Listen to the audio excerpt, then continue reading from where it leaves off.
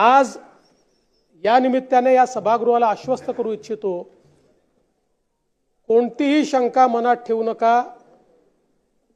जी जी आश्वासनं आम्ही दिलेली आहेत, ज्या ज्या योजना आम्ही सुरू केलेल्या आहेत, एकही योजना आम्ही बंद होऊ देणार नाही। ज्या लाडक्या बहिणींनी महायुतीवर प्रेम दाखवलं, हे अधिवेशन संपल्याबरोबर डिसेंबर महिन्याचा हप्ता त्यांच्या खात्यामध्ये आम्ही टाकतो आणि काहीच बदल नाहीये।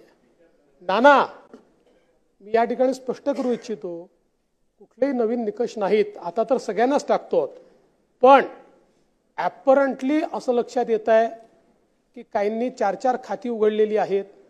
तर जसं समाजामध्ये चांगल्या प्रवृत्ती असतात, त्याच्या काही वाईट प्रवृत्ती असतात। एखादी योजना जर चुकीच्या पद्धतीने कोणी वापरत असेल तर जनतेचा पैसा आहे, तुमची आमची सगळ्यांची जबाबदारी आहे की तो योग्य प्रकारे गेला पाहिजे।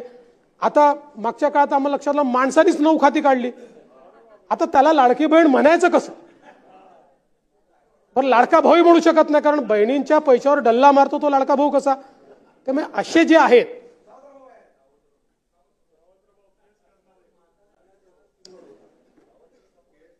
त्यामुळे शेतकऱ्यांच्या संदर्भात आम्ही दिलेली आश्वासनं असतील, युवांच्या संदर्भात दिलेली आश्वासनं असतील, ज्येष्ठांच्या संदर्भात दिलेली आश्वासनं असतील, समाजातल्या वंचितांच्या संदर्भात दिलेली आश्वासनं असतील, ही सर्व आश्वासनं या ठिकाणी आम्ही पूर्ण करणारच आहोत।